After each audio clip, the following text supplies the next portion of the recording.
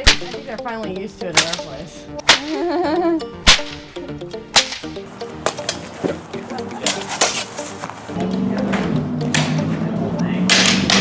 Wolverine cosplay. I'm Batman.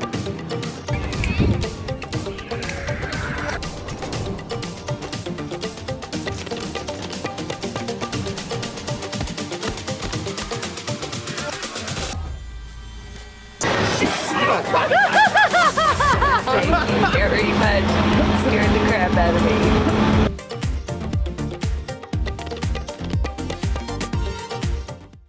So, Yes. when we shot here, the first thing we did when we shot in here was the scene with Darius, and the film between Darius and what's his name? Grayson. Grayson, right. And they had a close-up of Darius talking to him across the thing. So the way we did that, because we didn't bring Grayson over with us. Grayson n'était pas ici, c'est seulement Werner Stocker. And Werner was here, so they shot somebody like Grayson from behind, like this. But when they did the close-up, that was 2 months before in Vancouver. Wow. So the actual close-up was done here 2 months later than the other close-up that was done in Vancouver. So that was the other thing I saw today in Deliverance. They did a shot from over here of the car arriving this way, like this, and you can hear it going. It didn't sound like that, and that's where we added the sound that we were talking about before to this, where it actually you add sound to it later on, because the bad guys, as the hunters came in, when they killed Darius in here, they came through this way and it went. That van does not sound anything like that. They parked that van right over there by those rocks. That's the van that Horton and his goons got out of right there. They parked right there, and they walked right over here into the church. It's a cute little area. So we also did a flashback. It was with Darius. It's with Darius, a flashback where Duncan comes back and he kind of, it was in, I want to say it's 1800s. I seem to remember, because I remember the scene. But I think that was the only flashback, one of the only flashbacks we ever did in this particular. We always use this for modern day. The majority of the time, this church was used in season 1. The other seasons were 1 or 2 times. We didn't come back here because this was Darius's place. When MacLeod comes back here in Deliverance, it's like a, I don't know, have you ever been back to your place that you lived once before or you went to school at, and there's memories there that you can't touch? And that's what he was here for. He couldn't touch Darius, he couldn't talk to him, but the memories and the feeling. And when you go inside, you'll feel this. The church is amazing inside. To me, I always remember it. It's just this idea, la sensibilité dedans, moi c'était très très bon.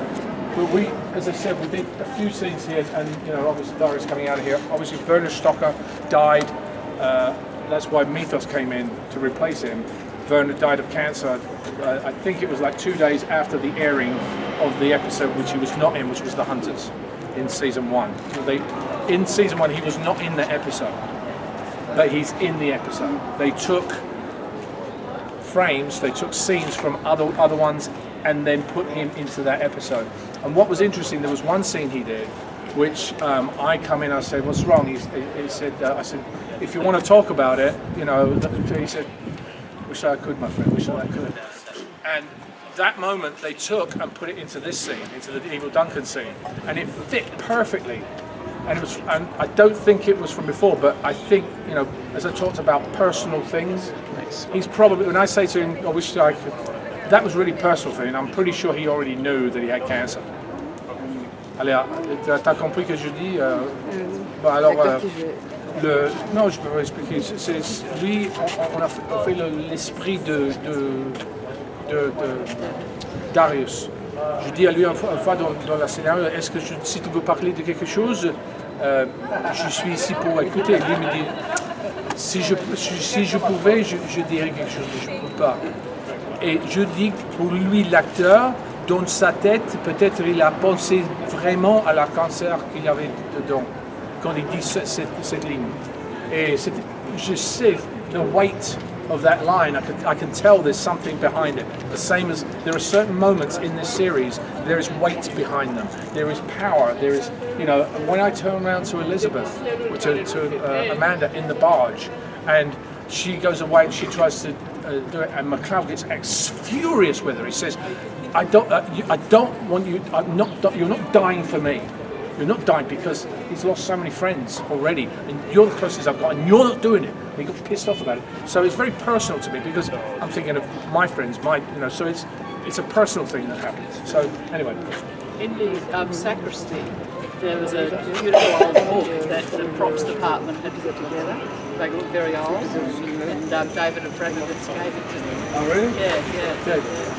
You want to explain that French? Il avait it was in Deliverance, was it? The one that found out of the wall? I think it was the very first episode, and you're in this sacristy area with him, and the book is there. Yeah, but I got you all to sign it at one of the Australian conventions. Il avait un livre qui était là-bas dans le premier épisode, et David Abramowitz, c'est showrunner. Head writer, c'est l'écrivain, le scénariste principal. Il lui donnait le livre de cet épisode-là. She's got it. Let's go inside because there's.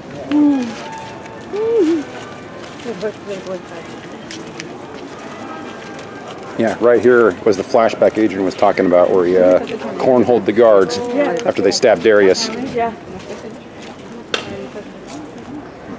I can't believe we're right here. Yeah, they've redone the walls in here. It looks like they're not quite as stony as they were in the show. It's a little bit more smooth. They probably had to patch it up. Oh wow, look at this. It looks exactly the same.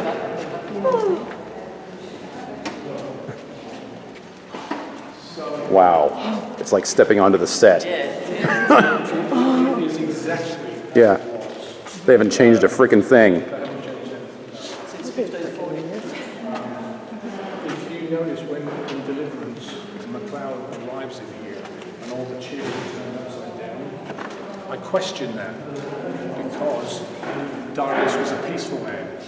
And this was also the episode when you first see Hugh Fitzgerald, Roger Daltrey, that comes into that episode because he's the one that says to McLeod, there's something going on, something's not right.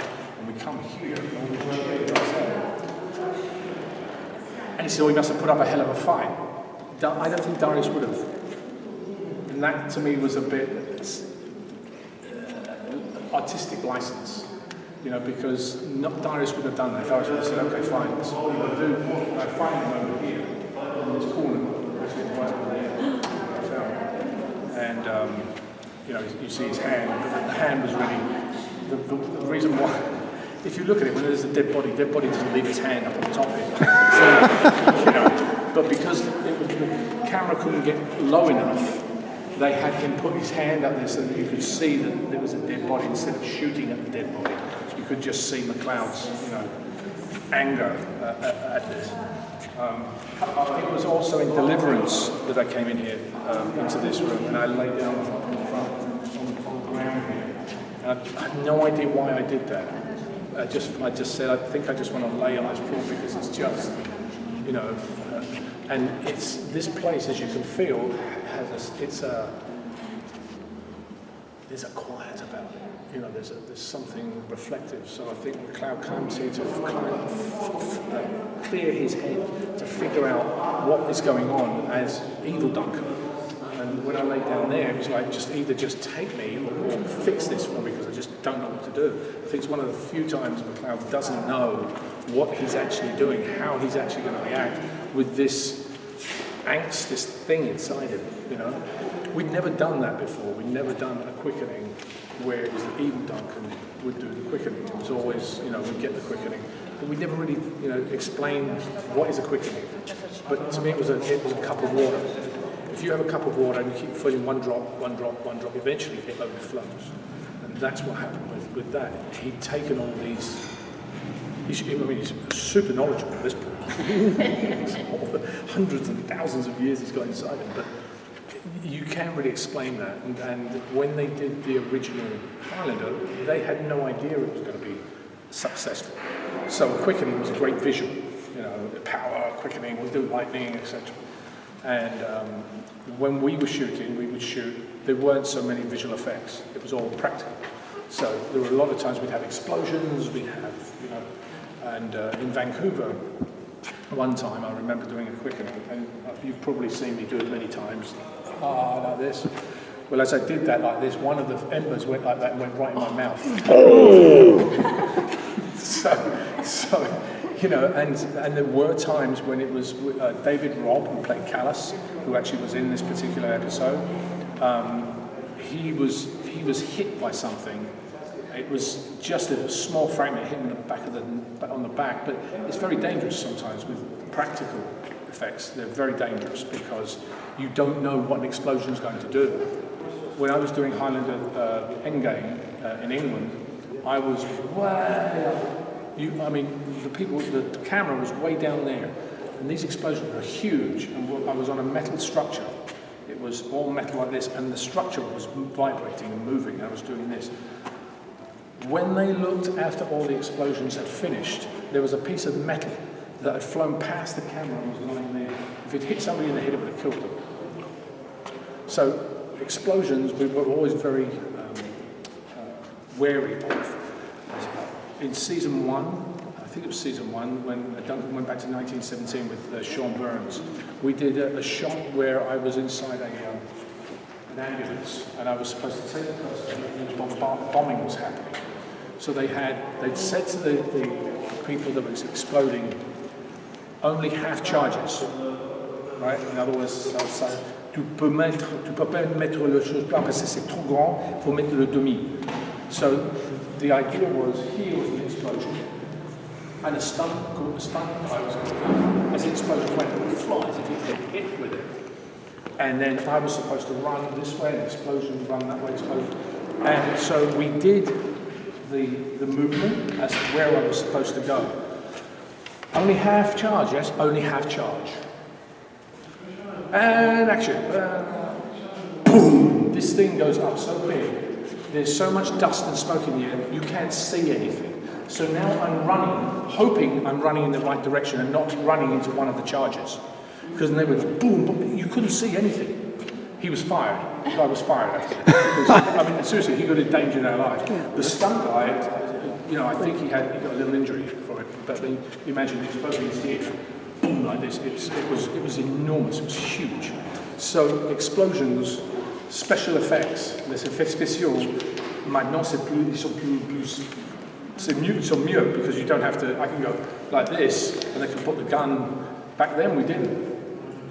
In the premier episode, the first year, when we did sword fighting, you know when they go spark, we had l'épée qui touche et il y avait quelque chose électrique. C'était pas effets spéciaux, c'était vrai. And the way we used to do it was, I would have a sword that would have a wire that would run down through here like this. It would go out over there and attach to a battery on one side. And the other person would have the wire going down here like this to the battery on the other side. So when they touched, it would go like a battery. Problem is, you try fighting with this wire like this. Okay? So we would have people holding the wire, running around like this behind us. Jeez Louise. The problem is, it took a long time to wire us up. It's an extra 15-20 minutes. So it's problematic. That's why now it's a lot easier. We'll just put it in post. Yeah. I think I have a memory that you were here with the Arwen episode, the final one when you were and you came here as I recall. It might have been Arwen. I'm not sure if it was Arwen. I haven't seen that one lately. Yeah. I remember finale part 1 and part 2, and obviously Deliverance. And McLeod didn't, as I said, didn't come here after the premiere season, or after the first season. He didn't come here very much. But when we shot, we would only do the entrance. When we did the scene, it was on a set. It wasn't that we couldn't do this. If you look behind, Darius's place is not there. it's somewhere else. So I would walk in here, and then the next day or 2 days later, we would do the scene. And I would come out. So you would have to know as an actor what was happening in the scene. Because if I just had a fight, I wouldn't be walking out like this. I'd be like, you know, it would be different, the energy. So you had to know, that's how it works in film. Many times it's, you shoot one day and then shoot 3 days later somewhere else. So you have to know the opening and the end and what happens in the middle. What else to tell you? Small, this church is tiny. In the vestibule, I think this is the priest there. This is the door to the outside, which we used once or twice. Most of the time we came through the middle. And but as I said, we used this one. We had a similar scene when we were in Bordeaux. Very similar church. With Peter and I had the discussion of why is he one of the four horsemen. It was very similar to this church. That's why I picked it, because it was very reminiscent from McLeod to actually be in this church. Beautiful church, that one as well. But you know, I think these might be the original chairs. I don't know, it's 30 years ago, but they would just take. We would use these ones. They weren't sets. We would just knock them on the floor.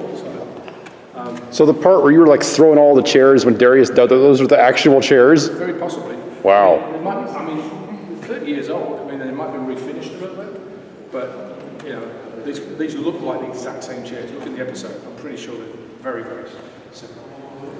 I used to make these. I used to make little ones like that when I was a kid. We got told how to basket, I think.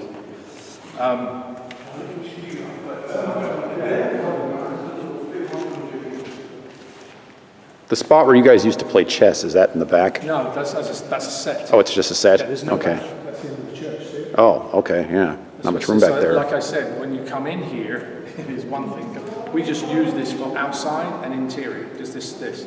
Any scenes with Darius and I were done on set. I think that was in the studio in with the Union, and I can't remember where it was. But again, that was a set that was built. It was a set built. If you look at how big Darius's room was, his room was this big. Right?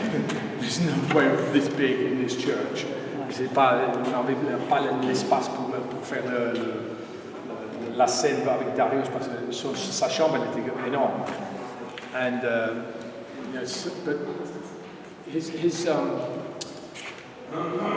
his death affected McLeod a lot because, and I just watched Hunters, and I really realized how, if you have a friend that dies, you've known them for maybe 5 years, 10 years, 20 years, 30 years, he's known this guy for 300 years.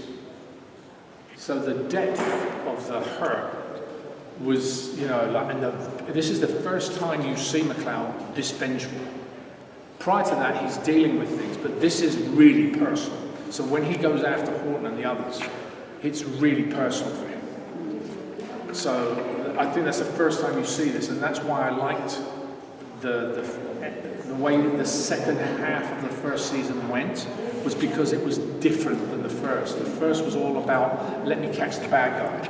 It was very strong scene when you found him. When I found it, like, you run out. Darius! Yeah. It was so strong. Yeah, because I realised it was like somebody had killed my son or my brother or something like that. That's how close it was. I talk about this because they do the scene when I first meet Darius, which was shot in Vancouver. We're actually doing a Vancouver tour in September for 3 days. We're going to go to all these different locations. One of those scenes at that location, we turned up in the morning and it was green grass. 3 hours later, it was covered in snow, just covered. And that's the scene you see in the flashback where I meet Darius.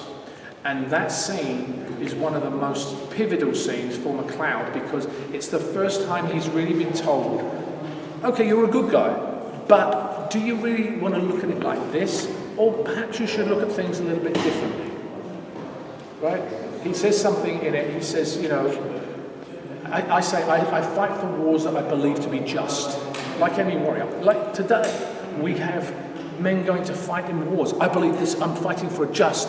But Darius says, yeah, but, you know, I understand that, but these men are dead. Do you really think they care about your convictions now? I watched that recently too, and I thought, my God, that is such a prescient scene for today. Yeah, exactly. And it's so.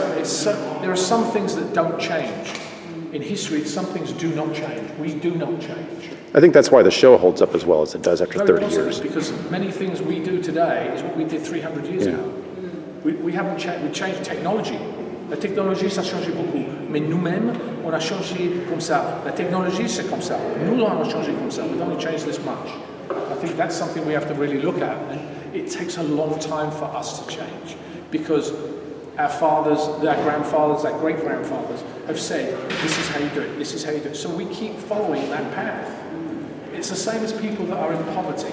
People that are poor. If your parents are poor, your children will probably end up being poor as well. Because you can't break that cycle. It's been proven. My charity has proven this. You cannot break that cycle. C'est un cycle. Madame. Non, viens, madame. Merci. So you can't change that cycle. So that's why the show had a lot of things that were happening then that are similar now. They were the same thing. Right? So, that's why there's so many powerful moments, I think, in Highlander. And you only really start to see it at the end of season 1 and then season 2. Of course, that's when David came in and was writing, and I think that's why it actually attracted so many of us. There were some very deep ethical and philosophical issues. Agreed. Including, the one where there's forgives our trespasses. Where basically he thinks Duncan MacLeod is the evil, is the bad right. one. And how long does it take to forgive someone? Remember the episode where he killed the children in that awful one in Cambodia? Yes. But he's now looking after the homeless and so on, and Duncan wants to go after him. And we have that a lot of the time. We keep what we think is right at this particular moment in time, and we carry it through. Instead of then opening our hearts open and our minds to some other option. It's difficult for us to change. It's very difficult. I think that's something Darius brings home to him when you're in that Napoleonic War scene, when basically you're immortal, you're going to keep living, fighting a just war. Exactly. But what about these people? Yeah, exactly. Where are their convictions and their compatriotism? Patriotism now. That's it. Patriotism. Yeah. So it was. So I think that was very valid for me to look at in that respect. There's something else I wanted to mention too before you said something. I can't remember what it is now. But, obviously, as I said, the other thing why we shot here was because it's also very close to the barge. Très proche de la péniche. Comme ça, c'était facile de faire des choses, de scènes ici pour utiliser cette église.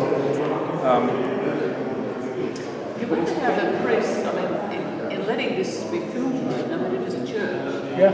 Yeah, if they stay around and look, I wouldn't imagine they'd be doing press saying Not really. There wasn't really anybody here. When we would shoot here, we closed off. Nobody would be able to come in because you pay money to rent this. That was the other thing about Paris. In season 1, whenever you shoot in a location, you have to fill out forms and you have to get the authorization. Il faut autoriser la scène pour filmer dans un endroit. Season 1, it would take us forever to get these. Usually you have a script that comes out and 10 days later you're shooting it. So you had to get the permission within 2 weeks to shoot in that location. In the first year, they're like, Highlander, mais c'est quoi ça? I talk about season 2 and 3, they're like, oh, Highlander, we know, you get it quicker. So it was funny how that process changed. I spoke to Ken Gord, who was the producer at the time, on set, and he would say, it was easier as we got along, as we started doing things. It changed for us. Any questions? I got one, but it's kind of off topic. Me and my wife were talking about this the other day. What was the best villain in the Highlander series? And I said that Horton ranked up there because he found ways to hurt Duncan that the other guys couldn't, like killing Darius, pitting Richie against him, the Tessa clone, things like that. What do you think? I think he was one of the best villains. I think him and Callus were one of the best. Yeah, that was our argument. She thought Callus was the best, and I thought. Callus was, I mean, that again was very, you know. Yeah. A lot of the other bad guys, it was just the bad guy, the good guy, done, and I just felt like there was a lot more depth to what Horton had going on. He's such a nice man. He's so nice, and then he's Horton. But he doesn't play Horton like Horton. He plays Horton like a nice man. It's just his actions that make him bad.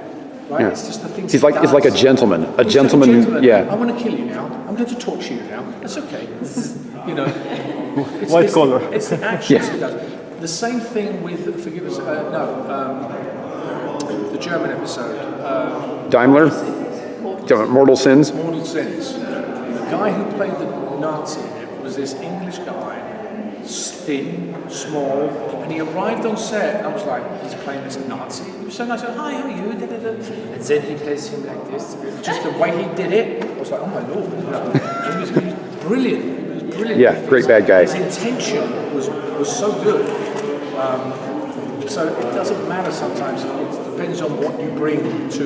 That was the other scene on the P. You come up the steps, Duncan comes up the steps, and the little boy from the flashback scenes is now the old man. The old man, yes. Yeah. The old man. And it was actually, you see, I don't know where they shot it. They might have shot it here.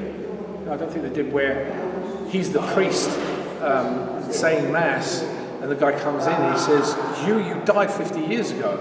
I'm not so sure. Yeah, I don't think that was here. That one had a much bigger front it was up there. I think it was a different area, but that was the same scene. I'm surprised I remember some of these scenes actually.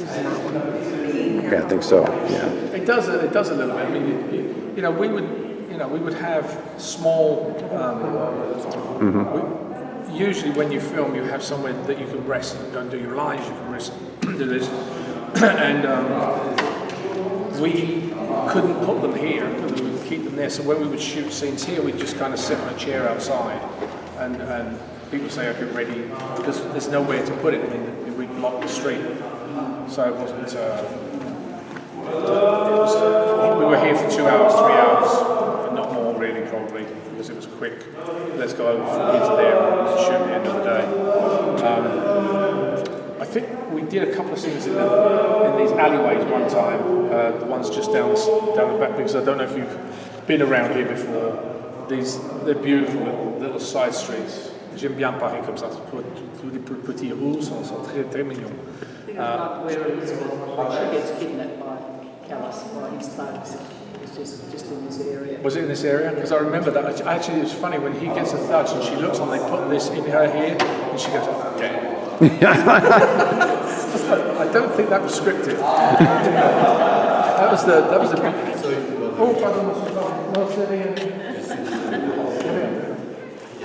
Elle a à midi. Je suis désolé. Oh non, c'est rien, c'est rien. It's 11:05. Yeah, we got a little bit of time. Where are we going next? We're going to go to the Shakespeare and Company. Oh yay! And then over to St. Okay, right, let's go. Yay! Walking out of the church.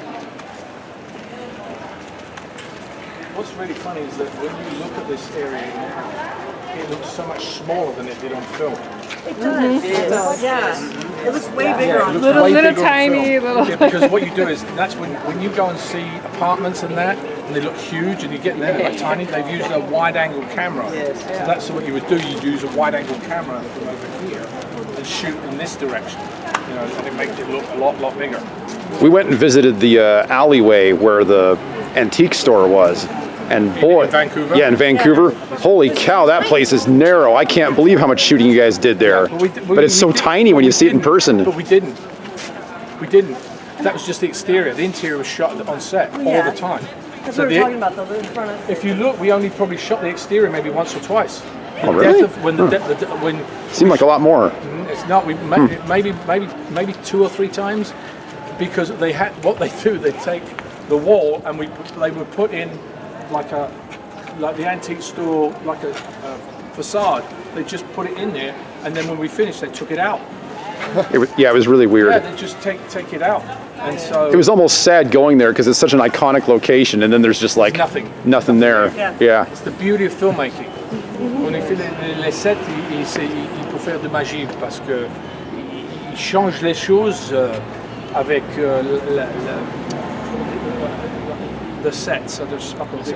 Le décor, oui, avec les décors, il met ça dedans et après quand on enlève, ça ne ressemble à rien du tout. So that is, but the exterior of that was in Dust in the Wind, Studies in Light, which was when I came out and I said, and Richie was now immortal, and I said I was selling the store. That's one time we shot that. Another time we shot it was when we were coming out. We only shot maybe three times. I know there was a scene where Vanity beat up the guy in the alley there. That's possible. Yeah. That's a whole other thing. I'll have to explain that one. And Richie backed the car into the Watcher that was watching you guys in the first episode. Yeah, the Watchers, the first episode of season 2, where Richie backs the truck into the Watcher guy who's sitting out there in the alley. Do you know how Jim Burns got the job? No. He said it was from his performance in Wise Guy that they were interested in him for that. That wasn't how he was first discovered. You knew him? him one night. I was going to a bar and I heard this guy playing the blues. I'm like, oh my god, he's really good. And I went in, I saw this guy, and I said to Bill Pans, I said, we should have, let's go and listen. Why don't we have like someone like him in the show? Now, he's really good. I really love that. Like, no. Highlander doesn't do music like that. No. At the beginning of the next season, he's casting the role. I went, oh, Bill. What a good idea, Bill. Bill, like, oh, I don't know what you're talking about. It's like, He was amazing. Belt buckles or hair ties. I designed them. Really? Yes. You designed this? Yes. Nice. Yes, I did. I love it. I had all the design. I love the belts design. and knots were me. Highlander took them and marketed them as theirs. That I'm stinks. not going to say anything about that. A lot of other things, but we'll leave that alone. There was anybody who wanted a photo in front of here who didn't get one on the key. Everybody got one in the key. Everybody. There might be. Was there anyone who didn't get a photo at the key? Okay. Yeah, a couple people didn't. Okay, so you two get a choice. Will be choice of here, Shakespeare and Company, St Severin, the Or Opera, Palace Opera House. the Eiffel Tower, or Nefertiti's column. So you've got a wide choice still. Okay, off we go. We're going to go to Nefertiti's column. Yes. Does that mean we're going to have to cross all that traffic? No. It should be okay where you park. We're going to teleport in. Why didn't they do that with the barge for the interiors? Just get a box car. All right, let's go Sunset Road. Yeah. Go this way. No, go this way. Yeah, it's quiet. It's less crowded. Let's go this way.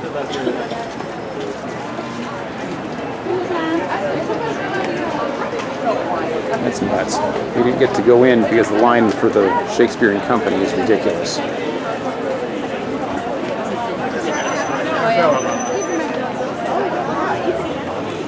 But yeah, it's right around the corner. They've even got their own cafe, but this is like some kind of tourist attraction. Everyone's hanging out here taking pictures. It's nearly impossible to get in.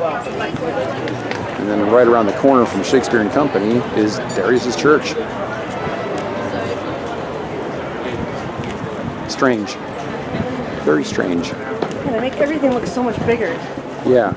I knew Shakespeare and Company was pretty small. I did not know it was a tourist attraction. Yeah, I figured we'd be able to get in there without too much trouble. Well, the first year, I mean, for decades and decades, it was just that one little building in the corner. And the next door was storage. You could see into it. All the windows were like cobwebs and dirt, you know. Yeah. But you, I'm actually, when I started doing my research on it, I was kind of surprised that it was even still there. Yeah. Just because, I mean, it's a bookstore. Bookstores are kind of no, going the way of the dodo now, but that Shakespeare place and Co. looks, has been it's like a happening, it's like the happening place around here. well, it was a huge big thing for the writers back in the 30s and 40s. You know, that's where a lot of them hung out. I'm guessing that they still sell antique books. Is that They the? do, but most of what they carry are just regular books, you know, paperback kind of thing. There's a section upstairs for antique books, but they're not for sale. Yeah. That's really so cute. It's really weird. Isn't that cute? I was the design of it. I think this one might have been used in a few shots as well. For like alley pursuits right in here. But yeah, I kind of wanted to go into Shakespeare and Company. I'm kind of disappointed. Look at this over here.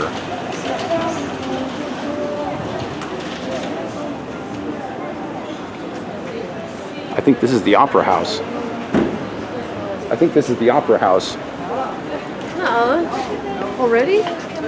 Yeah, look at the side over there. I think that's where Duncan and Ursa had their fight right there.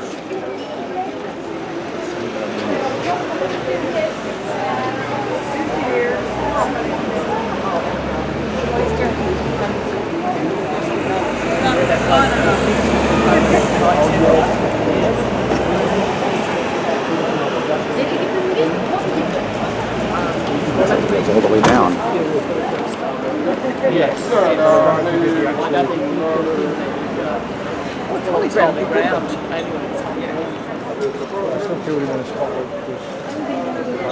Wow. Remember, it was inside that area. Yeah, it was. A pillaged area. And we're going in there? We're going into the cloister area. I'm not sure we're going into the church itself. They never shot inside the church. Really? All the shots from that episode were not inside there? They were in the cloisters. Well, I thought that you said that the waterways underneath were the same things that they used in the old film with Erica. No idea they from there. No. Yeah, I think that opera singer from the episode, the older gal, I think she actually falls right here in this alleyway. Pretty sure.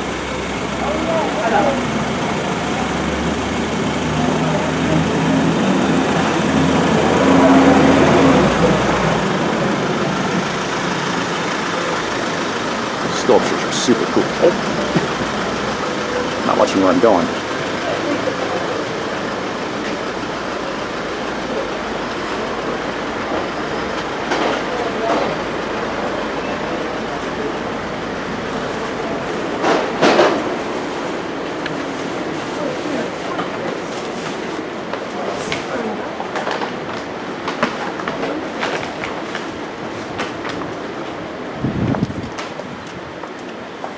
I'm coming. It's a lot to film, sorry. You'll have to come back.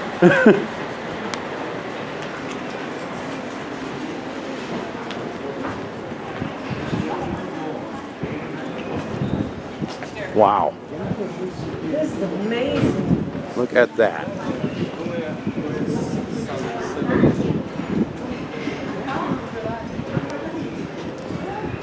All the way up to the top.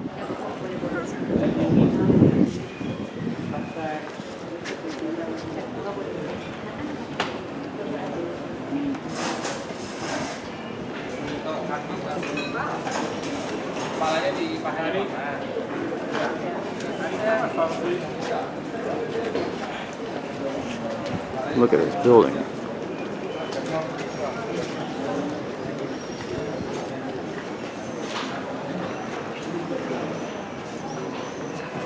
What up?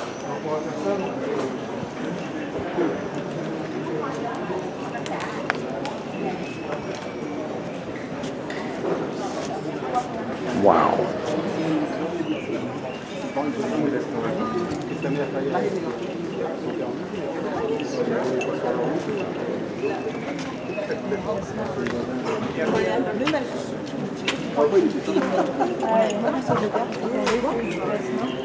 I don't know what that is.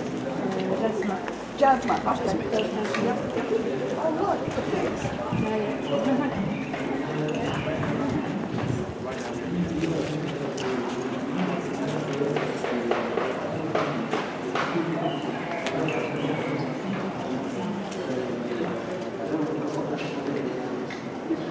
Holy shnikes, that's cool.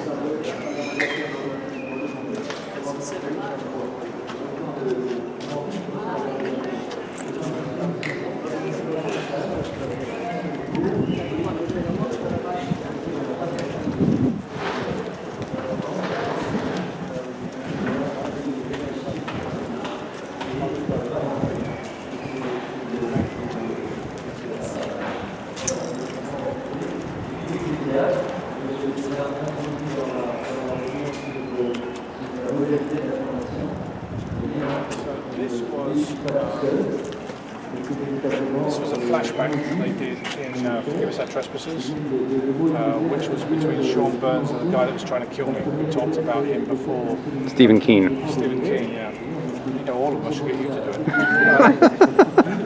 And Stephen was adamant in this flashback that after 30 years he's still tracking the plough because he promised somebody that he would find the killer of, but he was wrong. It wasn't. And so McLeod was in the position now of what he did later on of following somebody because he believed he was going to finish that person off, and it was shot again just around the corner. I didn't shoot in this one here.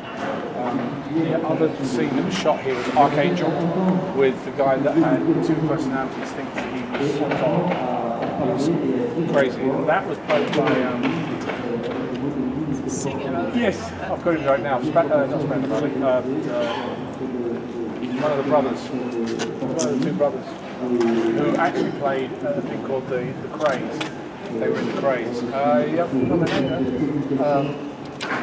he was. He believed that he'd become immortal. He was killed here for the first time, and he was like, "Oh, it's a sign from God. I now have a mission." So he was on a bent. I mean, he attacked McLeod. You know, prostitutes in particular, he was going after. Yeah, because that was what. Dennis Barry? No, Dennis Barry's the director. That's the director. It was Avenging Angel, which. I've got it on the tip of my tongue and I can't think of it. I can see his face right now, but I can't think of the name.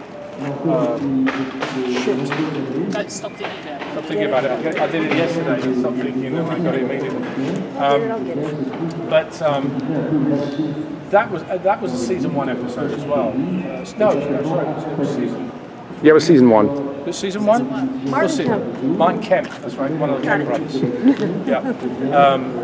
But Martin, again, it's funny because when you work with an actor and they're playing a bad guy, you don't mix friendship off camera as much. Not always, sometimes, not always, because there's something, if I'm like playing you, there's something, this is the feeling I get from you as an actor, you know, so I'm getting that on the scene. So sometimes, Martin and I, we would talk, we would, you know, do things, but we wouldn't hang out like I would do with other people that came on the set, if they were supposed to be friends or if they were supposed to be. Hey, let me give you, I'll give you this, Annie. Actually, don't use it because I've got only half left now, so we've got the other 2 locations, not 1, 3 locations.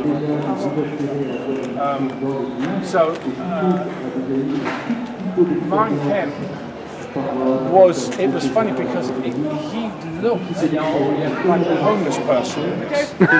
He did kind of. He was just, and so it was weird because he had that scruff, his hair was like, he did that off camera as well. So I was like, did I he was a nice guy, but again, it was here that he got killed, it was here that this happened. I didn't actually shoot him, even though I was right around the corner. We never actually shot anything inside here because I guess they couldn't find any scenes to do, or the timing or the price, any of that was because for them to do this here would cost them several thousand to do something like this. I did shoot the posters. I was showing the voices, yeah. Oh, sorry, you're saying yeah, because the voice is right there. And back there, yeah. It's good to see them actually doing so much repairs. Yeah, there's a lot of repairs in Paris right now, and that's the thing. I mean, the interesting thing, in most cities around the world, it's all box. In America, there's a lot of box stuff, except on the East Coast. East Coast, there's more older structures, which I love. When it comes to Paris, that was the difference between Vancouver and Paris, was that in Vancouver, we would have to build everything. We build Tokyo or whatever, we would build it, set designs, a monastery. We would do, like the Callis episode where I met him in the monastery, was shot for the monastery 1 year. They keep the set, and the next year they would redesign it and it would become a church. Or it would become, you know, it was different. So I did the same thing when I did Homeland. Remember Homeland? Homeland? That same set we used for the interior of the church that I was talking to the evil one. Who I miscast actually. What's his name? Talk about Can Wolf? Wolf? Was his Can name? Wolf? Cam Wolf, yeah, Cam Wolf. Yeah, so so we did that. So we would take sets, but here, all you have to do is point the camera and you've got history. C'est l'histoire, c'est dans la route comme ça, c'est comme 200, it's like 300 years ago. Flashback. So, you could we were doing a flashback or we down that street to do it. You just get rid of the stores and you do the street. So it was great to come to Paris because of all the history it gave. And the other thing, this was something else I wanted to mention. When we shot the first year, Alexandra Vandenberg, when she came from Paris, she was now 5 months in Vancouver without her family, her regular stuff, without her boyfriend, and she was now becoming Duncan's femme fatale. It wasn't, she said, I can't keep, just playing the woman, Duncan's woman, because back then, the strong female characters weren't as normal. So when she came to Paris, it was amazing. If you look at, I don't know if you watch it, but the difference between Cloud and Tessa then to here was different. There was a much better connection when we got to Paris, and she was happier, much happier in herself.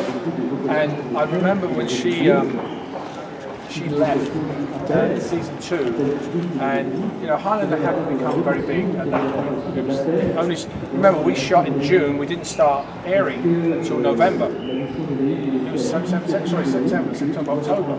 So for it to get momentum, it took a good, year probably for it to get momentum. By that time, she'd left the show. She decided to leave the show, and about 4 years later, she said to me, "I can't believe it. In Paris, everybody recognised me." She said, "I can't believe it." I kind of felt that she had a little regret about leaving because so early. Because at first she thought it wasn't quite so important, and then she realised that everybody. When I was in Paris, I couldn't walk around like this. I couldn't. I would be mobbed everywhere I went. Even I'll tell you a funny story on the Champs-Élysées. I was walking. This is okay. You're walking down the street like this. You're me walking down the street. People would do this. As if to check and see. So I'd see this happening to me walking down the Champs-Élysées from time to time. Well, this guy would turn around. And one time, this one guy did it, and I saw him go like this, like that's the guy. And so I'm walking. I've done what my alright, well, you recognise me. I walk, and they've walked faster than me. And I get to the corner at the end of the road, and I get to the traffic lights, and I stop at the traffic lights, and I'm waiting for them, and I look to this side like this. One of them's on his knees, the other one's above me, goes, boom! Ah! In the middle of the Champs-Élysées. In the middle of the Champs-Élysées, and I'm like, Pull a sword out, Chris. I mean, seriously, so it was fun in Paris, but it was different. It's everywhere I went, I was recognised. Now it's 30 years, nobody recognises you anymore because fame doesn't last. It doesn't, and that's the one thing. There's a story about John Lennon. That's not John Lennon. Paul McCartney. There was a famous singer called Kanye West. Does everybody know Kanye West? I wish we didn't. Okay, yes. So Kanye West had a concert, and in the concert, it was an amazing concert, and the fans afterwards tweeted and texted, and they said, "That was an amazing concert, it was great, and that old guy on the piano is going to be famous." That was Paul McCartney on the piano. I heard that story. Okay, so the point is, the younger generation are not watching that, so it's not part of their thing unless they watch it. So within 20 years, the Beatles, 20, 30 years, the Beatles are forgotten. You kind of know, well, yeah, kind of, was it? But at the time, they're the biggest band in the world. Same thing with Queen, same thing with The Who. I mean, at the time, they're the biggest band. But an actors think, oh, I'll be like this for the rest of my life. That's not what's happening. Yeah. I know, yeah, thank you for that. So let me ask you this. If you could have it one way or the other, which would you prefer? I like the anonymity, but I also did like the perks that it came with. For instance, when we would go out at night, Stan and I one time went out to a club, and there was this bouncer. He was a black dude, like this brick shit house. Il était grand, c'est-à-dire un mec là, and he goes, Highlander! Oh, Highlander! So he takes me and Stan inside. There's a table with people. I said, excuse me, can you leave? There's a table and we sat down. Those things are nice. You don't wait in line in airports either. No, it's like you get through, and so there are certain perks that are great. But the other side of it is that everybody stops you and says, "Can I have a photo? Can I have a picture?" Oh my God! I know it. You know, it's all the time. And then I've had paparazzi run and chase. I was a good friend of mine is Olivier Picasso, and he's Picasso's grandson. So when we would go out in Paris at the time, we'd have paparazzi running after us down the street, photographing us. Like, dude, like, no. You know, just before the whole Princess Di thing happened. So, you know, it's a bit different now, but, you know, until people say Highlander and they go, oh yeah, that's you, isn't it? It's a bit different these days. But I don't mind because, you know, for me now it's about my kids, not my fame. No, publish it. Non, c'est plus identifiable. Fiable. So I'm mixing Italian and French, that's why. Perhaps, parce que l'image c'était toujours avec les cheveux longs, sauf le dernier année, parce que le dernier année j'ai coupé, hein, et j'avais les cheveux courts. So, but if you look at the image, l'image que tu vois sur Highlander, sur le premier écran, on the very first image, it's the blue screen of me walking down that alley, which was in Vancouver, shot the very first season. And I walk down like this, and I go, oh, and it's not even correct the way I finished. I finished like this. I would finish this way. It would be different, the position would be different. But that image is always there. So that image is what people see. And the long hair was an image. C'était l'image que les gens ils se souviennent de ça. Mais oui, non, je sais pas le manteau. But that was always the problem. C'est le problème avec le manteau, avec l'épée. Je passe de temps en temps, je passe dans l'aéroport et dans la sécurité, les gens me disent ah oui l'épée. So in other words, I would go through security sometimes in airports, and some of the security guys would recognise me and they go, "Hey, where's your sword?" I'm like, if I really want to answer that, should I tell you really where it is? But Jim Burns said that. Jim Burns said, if anybody asks you where the sword comes from, tell them it's the same place the music does.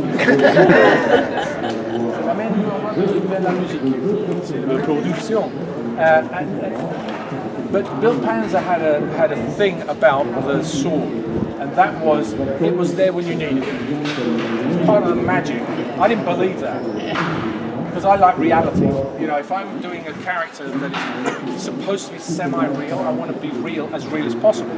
So every time I knew, we would go and look at the wardrobe before each episode, and I'd look at the scenes I'd need the actual sword in, and we would choose a coat that I would have to wear for the other scenes, so that in this scene I could actually put a sword in there and hide it, rather than have a jacket this long and go, oh, look! You know, so it was very specific on each episode, and you talk about, parler avant avec le scénariste, how he created all the stories. Well, every week I would call David Abramowitz up because I would want to change things. Because a lot of the time, the problem I always have is that when you do a film, usually they're doing a film for the story. It's not about the people's interaction. La chose entre les personnes, c'est plus important ça que l'histoire totale. David would write the story, and I would look at it and go, what is MacLeod feeling, and what are the obstacles and the things that are important in this scene for it to happen? And so I would ask him every week, and he eventually picked up and goes, okay, Adrian, what do you want? literally, because I was adamant about getting this. One of the biggest ones was the one about the Nazi bunker with trying to kill Hitler. In that scene there, it was about a female immortal who was trying to kill Hitler, and McLeod was trying to stop her. And I said, it's not personal enough. You need to have some relationship with her somehow before, so that when I do have to kill her, it's much more tragic. And so that's what we did every week to make him do this. Because sometimes it would do that, and it'd be like, it's okay, you need this to feel. Right? So that was what really That's what made the show so great.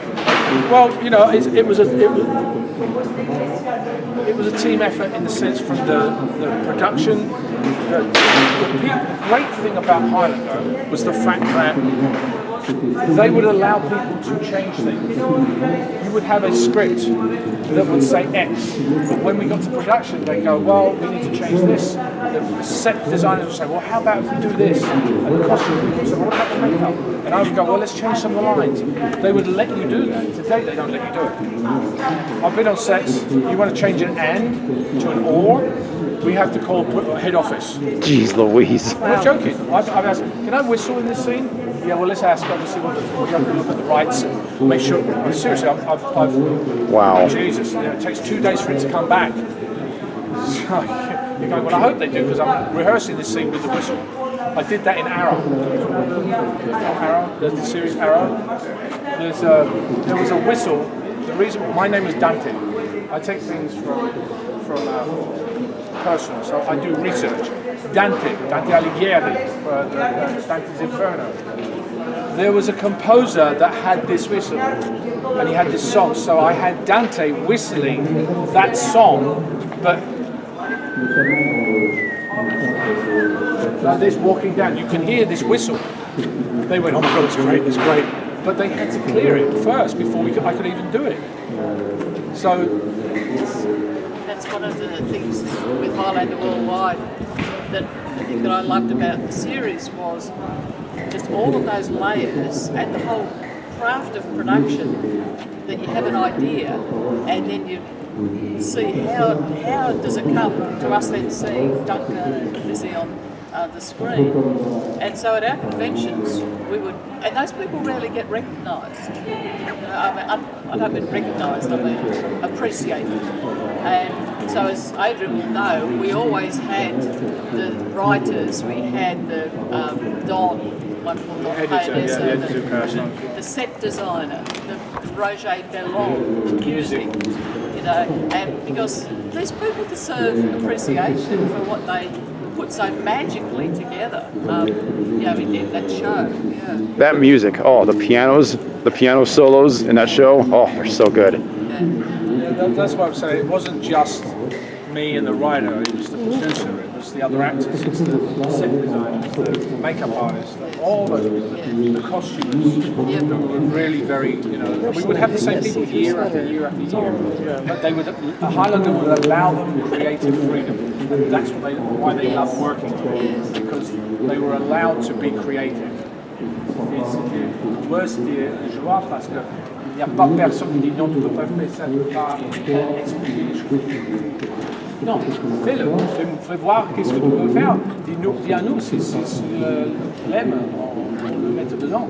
That's always very, very important and appreciated when you do stuff like that. Roger Bellon was telling me once that you were the only one that ever rang him about the music in the episode, the ones that you were directing. He said, Adrian would be on the phone, you know, what music are you putting here? And, you know. Yeah, because it's about everything. As a director, you look at the whole. You have to look at everything. You have to look at, and that's why I started directing, because when you look at a piece, you have to look at what is he wearing. Does that represent the same scene that I want to do? How is that scene connected to this scene? Is the pace of that going to work? Are the props in it giving the ambience to this? There's so many things as a director you have to look at, but sometimes you don't have time. Music is obviously another one that gives feeling. I can give you a scene with no music, and it makes you go like this, and put the music in, you go, oh my God! Mm-hmm. It's the music and the sound that hits us. You know, so that was what was great, I think, about Highlander, in the sense that it allowed everybody the freedom to do that. Speaking of forgive us our trespasses before, maybe you're talking about having that feeling, and there's that fabulous scene in Forgive Us Our Trespasses in the flashback, where you pick the child up, Duncan picks the child up, and is so angry. Oh, You've got this little 5-year-old child there, you know. I can't remember that. Yeah, on the bridge. You tell them that Duncan MacLeod is coming for their fathers. Yes. Yeah, I mean, again, the thing is, we always wanted to. Highlander was not the norm. We killed Tessa in the parking lot at the end of the scene. You didn't expect that. No. The last thing you'd expect was at the end of the episode's done and she goes like, bam, bam, they're dead. That's what I was talking about, yeah. You never used to do that. Yeah, you don't expect that. It was unexpected, and that's the same Maybe thing. a bad guy, but not just With a like child, that. you want to go tell your father, no. Tell your father because I'm pissed with him, right? Yes. And the kid's like, oh, sure. Okay, so that's where we were trying to break the mold as to what would happen every day. Because sometimes that happens. It's the emotion. C'est l'émotion dedans qui change l'attitude de n'importe quoi, si c'est un petit femme ou quelqu'un qui c'est faible. C'est moi que je suis énervé, je peux pas. I can't hold this because I'm so passionate about it. But one thing MacLeod was passionate about many things. And that scene where she's talking about, oh man, you were fantastic in that scene. Man, Forgive Us Our Trespasses it's really good. Absolute standout episodes. Yeah. It's Yeah. Stephen King, right? Yes, that's my all-time favorite Yeah. episode. I Yeah. love that episode. I think 5. Okay, here's a question. What was your favourite episode? That one. No, sorry, yeah. what was your favourite season? Not episode, season. Oh boy, that's tough. See, what's favourite season? Probably 2. 2. 4. Any of the others, not the first one. Yeah, exactly. It was like that. I think season 2, 3. 2, 3.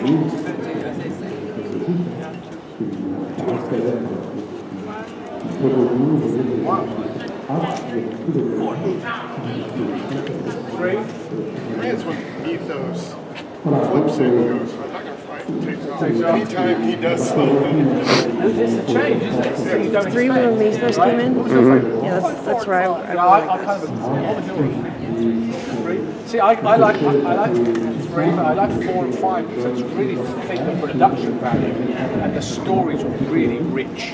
You know, we were a train like this.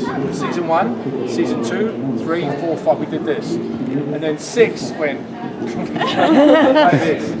The reason 6 did that was because they were trying to bring in an immortal for the new series. They were writing episodes for this female. Plus the fact that I said I wanted time off in the middle of the you know, what do you mean? I said I want 10 days off. What do you mean you can't have 10 days off? Well, I'm not doing that season then.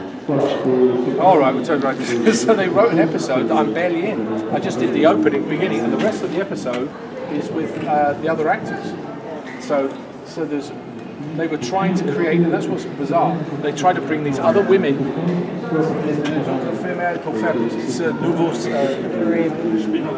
C'est nouveau série, et ils ont Amanda Amanda right there. I don't know why they wasted their time. Yep. I mean, Amanda's fantastic. It's unfortunate that. Yeah, they should have just stuck with it. They got her from the first. So, It's not done all that. yeah, so I mean, that's. There's more stories, haven't we? We've got more to get to by the time we get to